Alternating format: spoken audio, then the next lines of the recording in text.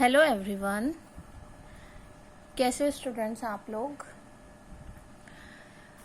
Students आज हम अपना नेक्स्ट टॉपिक स्टार्ट करेंगे, that is your coefficient of determination. आपने इससे पहले कोरिलेशन पढ़ा है, उसके टाइप्स पढ़े हैं, एडवांटेजेस डिसएडवांटेजेस पढ़े हैं, एग्जाम्पल्स पढ़े हैं। आज हम उसका नेक्स्ट टॉपिक करेंगे कोफिशिएंट ऑफ डिटर्मिनेशन। देखो, कोफिशिएंट ऑफ डिटर्मिनेशन हमारा क्या होता है, ये हमें क्या बताता है बेसिकली। जैसे बेटा आपने कोरिलेशन पढ़ा है, कोरिलेशन में हमने क्या पढ़ा है कि हमारे कोई भी दो वेरिएबल्स के बीच के रिलेशनशिप को हमारा कोरिलेशन डिफाइन करता है कि एक्स और वाई के बीच में क्या रिलेशनशिप है, उसको हम कोरिलेशन से मेजर करते हैं। और कोरिलेशन को हम किसे डिनोट करते हैं, स्मॉल आर से। स्मॉल आर से आप कोरिलेशन को डिनोट करते हो तो आर की जो भी वैल्यू आती है वो हमें क्या बताती है, एक्स और वाई के बीच का रिलेशनशिप बताती है। लेकिन आप एक बात बताओ, जैसे अगर मैं एक्स और वाई के बीच में कोई रिलेशनशिप पढ़ रही हूँ, ठीक है ना, तो मैं सिर्फ यही तो पढ़ रही हूँ कि अगर एक्स में कोई चेंजेस आ रहे हैं तो वाई में क्या चेंजेस आ रहे हैं, ठीक है ना। अगर एक्स हमारा इंक्रीज कर रहा है तो क्या वाई इंक्रीज कर रहा है या वाई डिक्रीज कर रहा है, तो हम ये पढ़ते हैं। लेकिन हमें कोरिलेशन ये नहीं बताता कि अगर मेरा x इंक्रीज कर रहा है और y भी इंक्रीज कर रहा है तो उसमें कितनी वेरिएशंस आ रही हैं, ठीक है ना, कि x के इंक्रीज होने पे या y के इंक्रीज होने पे, या मान लीजिए x के डिक्रीज होने पे और y के डिक्रीज होने में क्या वेरिएशन आ रही है, वो कोरिलेशन हमें नहीं बताता।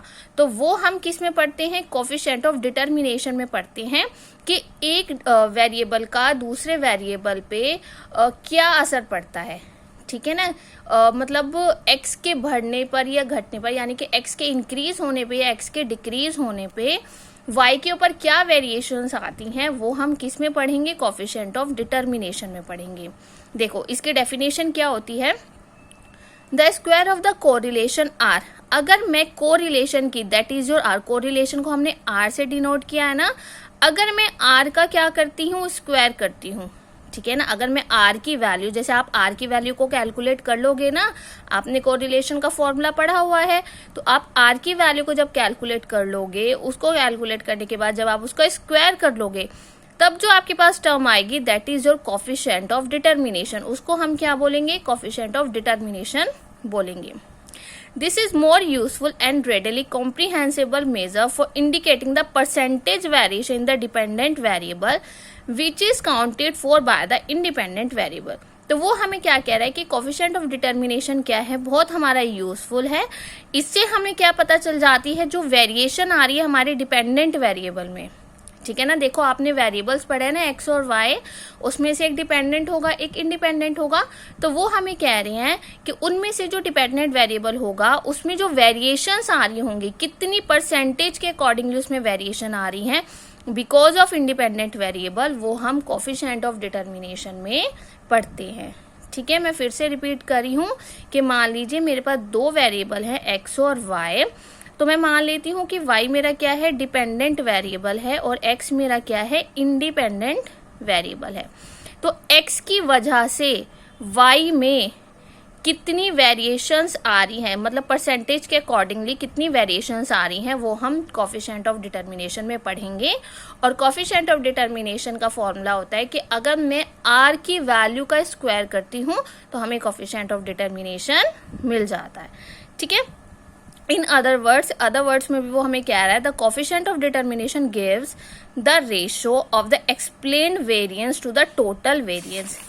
कि अगर हम एक और तरीके से भी कोफिशिएंट ऑफ डिटर्मिनेशन को पढ़ सकते हैं कि अगर मैं आर स्क्वायर को कैसे एक्सप्लेन करी हूँ, explain variance divided by the total variance, हम ऐसे भी कैलकुलेट कर सकते हैं। आर स्क्वायर कैसे आएगा, अगर आप अपने वेरिएंस को, एक्सप्लेन वेरिएंस को डिवाइड करते हो उसके टोटल वेरिएंस के साथ, तब भी हमें क्या मिल जाएगा, आर स्क्वायर। आर स्क्वायर यानी कि कोफिशिएंट ऑफ डिटर्मिनेशन मुझे मिल जाएगा, ठीक है। अब जैसे देखो, the coefficient of determination is more useful and a better measure for interpreting the value of r. देखो, ये हमारा जो कोफिशिएंट ऑफ डिटर्मिनेशन है काफी बेटर है मेजर करने के लिए। तो वो हमें एक एग्जाम्पल के अकॉर्डिंगली समझा रहा है। जैसे देखो, मान लो for example, if value of R is equal to 0.6, मान लो आपकी आर की वैल्यू 0.6 आती है, ठीक है। we cannot conclude that 60% of the variation the independent variable is due to the variation in the 60% of the variation in the dependent variable is due to the variation in the independent variable. कि अगर r की value 0.6 है तो मैं ये नहीं कहूंगी कि 60% वेरिएशन आ रही है हमारे डिपेंडेंट वेरिएबल में, हम ये नहीं कहेंगे, ठीक है ना. So but the coefficient of determination in this case is, अगर मैं ये कहूं कि मैं r की वैल्यू क्या निकाली है 0.6 और मैं यहाँ पे इसका स्क्वायर करती हूँ, तो 0.6 का स्क्वायर अगर आप करते हो तो आपके पास क्या वैल्यू आएगी 0.36, ठीक है ना. तो अगर मैंने वहां पे r की वैल्यू का स्क्वायर किया तो हमारे पास वैल्यू आई 0.36. अब मैं बोलूंगी विच इम्प्लाइज दैट, तो ये हमें क्या बता रहा है कि 36% जो है वो मेरी वेरिएशन है डिपेंडेंट वेरिएबल में. किसकी वजह से, इंडिपेंडेंट वेरिएबल की वजह से. So the remaining 64% of the variation is due to the other reason. तो इससे हमें क्या पता चल गया कि मेरे पास जो दो वेरिएबल थे x और y, तो उसमें से जो मेरा डिपेंडेंट वेरिएबल था उसमें जो वेरिएशंस आ रही हैं, यानी कि उसमें 36% की जो वेरिएशंस आ रही हैं वो x की वजह से आ रही हैं, और बाकी जो 64% वेरिएशंस है वो किसी और रीजन की वजह से आ रही होंगी, ठीक है ना. तो हमने यहाँ पर बेसिकली क्या देखा है कि हम जो वेरिएशंस पढ़ रहे हैं, यानी कि x और y के बीच में जो भी वेरिएशन, x की वजह से y में जो भी चेंजेस आ रही हैं, जो भी वेरिएशंस आ रही हैं, वो कितने परसेंटेज में आ रही हैं, वो हमने किस में पढ़ा है, कोफिशिएंट ऑफ डिटर्मिनेशन. ठीक है, फॉर्मूला आपको समझ आ गया. हमने सिंपली r का क्या करना है, स्क्वायर करना है. इसके बाद आती है देखो इसकी limitations of coefficient of determination. इसके लिमिटेशंस क्या है, coefficient of determination is always a positive quantity. ठीक है, ये हमेशा एक पॉजिटिव क्वांटिटी होगा. ऑब्वियसली देखो हम अगर r का स्क्वायर करें, किसी भी वैल्यू का स्क्वायर करोगे तो वो हमेशा पॉजिटिव ही रहेगी. तो इसका मतलब coefficient of determination is always a positive quantity. And enable to explain the direction of relationship positive और negative between the two variables. ये कभी हमें डायरेक्शन नहीं बताएगा, ठीक है ना. So now second one is, it is important to note that the value of r square decreases rapidly as the value of r decreases. अगर मेरी r की वैल्यू डिक्रीज हो रही है तो r स्क्वायर की वैल्यू भी मेरी क्या होगी, रैपिडली डिक्रीज होगी. ठीक है, तो ये आपका डेफिनेशन यहाँ पे खत्म होती है किसकी, correlation of determination. Now the next one is your rank correlation. देखो रैंक कोरिलेशन क्या होता है, आपने अभी कर्ल पियर्सन पढ़ा है, ठीक है. अब हम क्या पढ़ रहे हैं, रैंक कोरिलेशन पढ़ रहे हैं. देखो रैंक कोरिलेशन क्या होता है. In Karl Pearson coefficient of correlation, जो आपने अभी पढ़ा होगा पहले, the variables were quantitative nature in which measurement are possible. देखो आप कार्ल पियर्सन से जब मेजरमेंट करते हो तो उसमें हमारे लिए पॉसिबिलिटीज होती है कि हम उसको मेजर कर सकते हैं. Now we shall discuss some sort of relationship between ranks. अब हम कुछ रिलेशनशिप पढ़ रहे हैं बिटवीन रैंक्स में क्या होती है. लेट अस कंसिडर, मैं आपको एक एग्जांपल से समझाती हूँ कि रैंक कोरिलेशन क्या होती है. जैसे मान लीजिए, let us consider the score of a group of n student. मान लीजिए एक क्लास में 30 स्टूडेंट्स हैं, ठीक है, मैंने एक क्लास ले ली. एक क्लास में मेरे पास 30 स्टूडेंट्स हैं, ठीक है, यानी कि यहाँ पे n की वैल्यू आपकी कितनी है, 30 है. Taking examination in 2 subjects A and B. मैंने इन 30 स्टूडेंट्स के ना एग्जाम्स लिए. एक मैंने सब्जेक्ट ले लिया A, एक मैंने सब्जेक्ट ले लिया B. तो 30 स्टूडेंट्स ने क्या किया, एग्जाम्स दिए हैं सब्जेक्ट A और सब्जेक्ट B के लिए. Now the scores may be arrange in order of merit और proficiency in subject A and B without any attempt to assess numerically. अब जो ये 30 स्टूडेंट्स हैं, इन 30 स्टूडेंट्स के जो मार्क्स है सब्जेक्ट A और सब्जेक्ट B में, ठीक है, या तो मैं उन सब के मार्क्स मेरिट वाइज करूंगी, जैसे ऐसे होता है ना कि roll number 1, 2, 3, 4 up to roll number 30 तक. फर्स्ट रोल नंबर के इतने मार्क्स है, सेकंड रोल नंबर के इतने मार्क्स हैं, थर्ड के इतने, फोर्थ के इतने.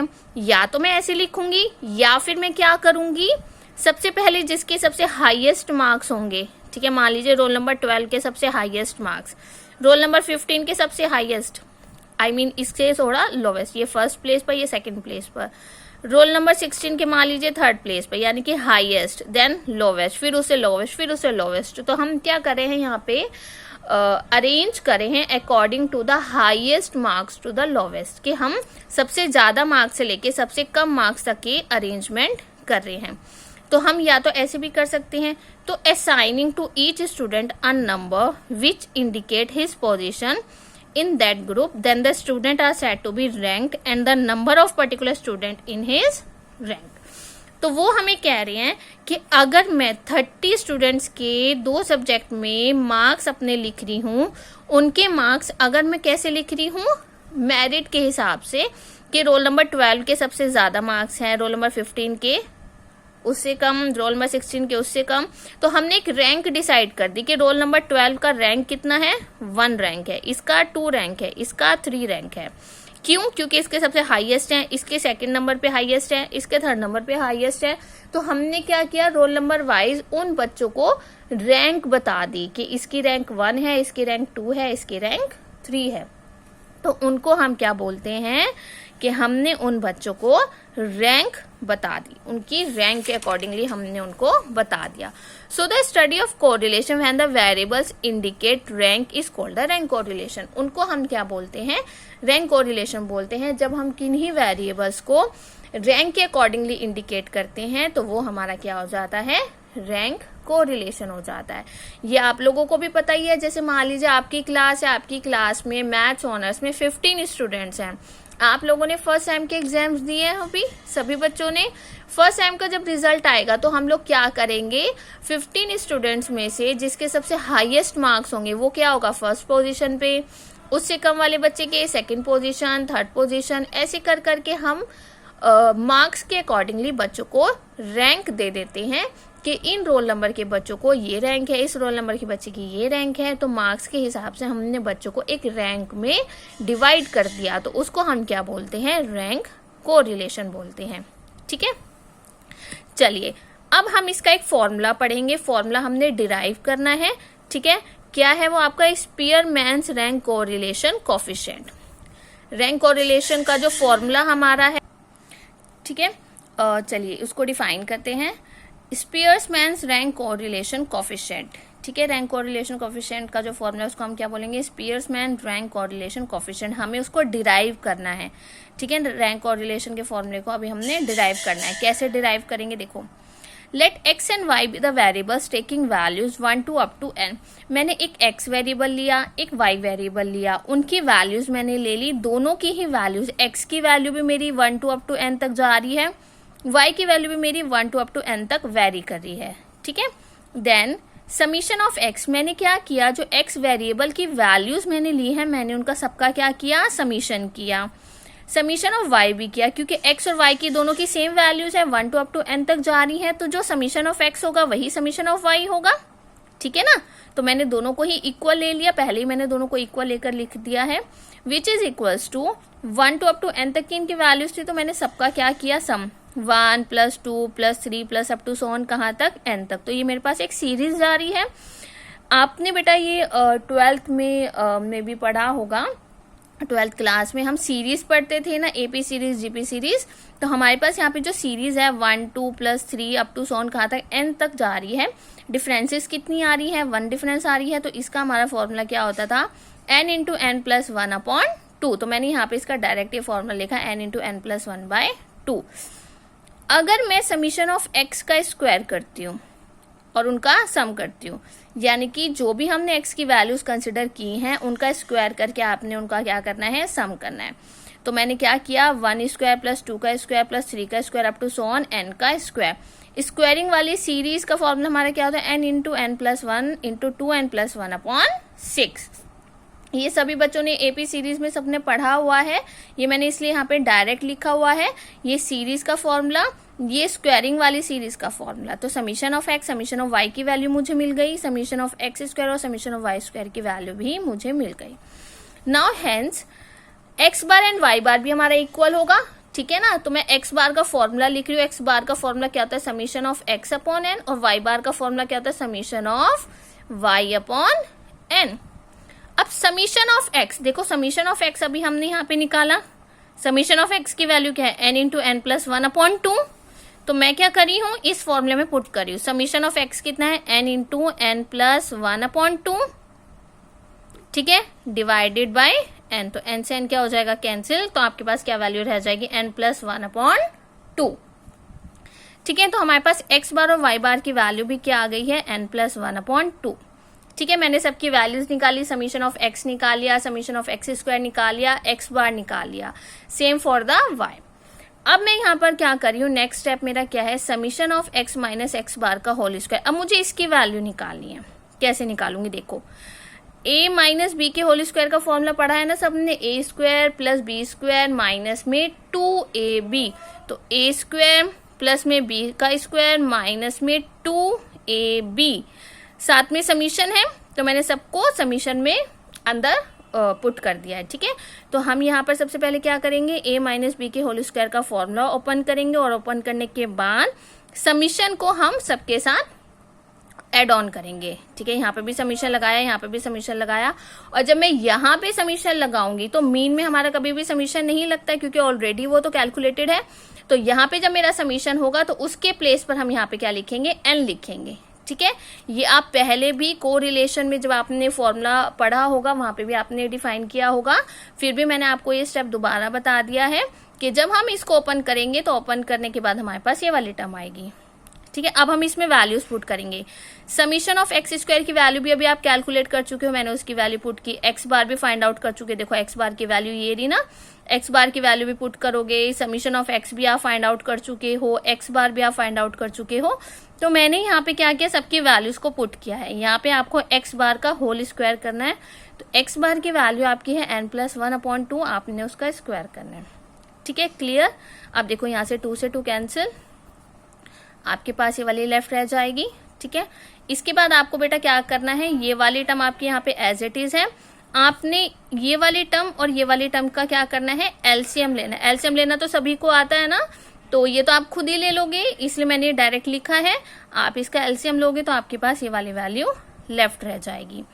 इसके बाद देखो दोनों में क्या कॉमन है, देखो दोनों में n आ रहा है, दोनों में n+1 आ रहा है, मैंने क्या किया, इसको कॉमन ले लिया। ठीक है, मेरे पास ये लेफ्ट रह जाएगा।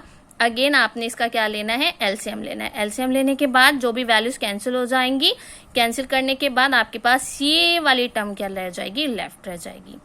ठीक है, ये आपको खुद से कैलकुलेट करना है। ठीक है ना, तो summation of x minus x बार के होल स्क्वायर की वैल्यू क्या आ गई, n into n² minus 1/12। Now similarly आपने x के लिए कर लिया है, तो y के लिए भी सेम ही वैल्यू आएगी, क्योंकि हम x और y को सेम लेकर चल रहे हैं ना, तो जो x की वैल्यू आई है वही सिमिलरली y के लिए आ जाएगी। तो y हमें कैलकुलेट करके दिखाने की जरूरत नहीं है।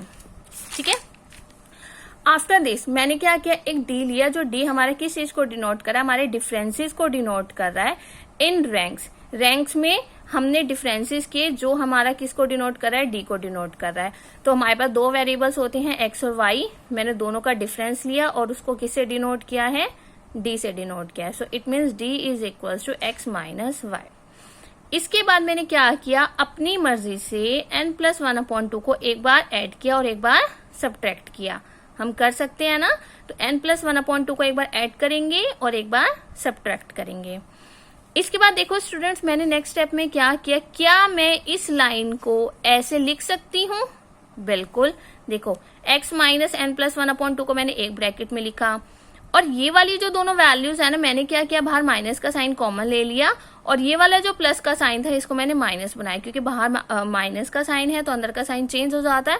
तो इस टर्म को हम ऐसे भी लिख सकते हैं। ठीक है, नेक्स्ट स्टेप में आप क्या करोगे, x की जगह x और n+1/2। देखो अभी आपने n+1/2 ये किसकी वैल्यू निकाली थी, x बार की वैल्यू निकाली थी, तो मैंने यहाँ पर क्या किया, n+1/2 के प्लेस पर क्या लिखा, x बार, और यहाँ पर इसके प्लेस पर क्या लिखा है, y बार।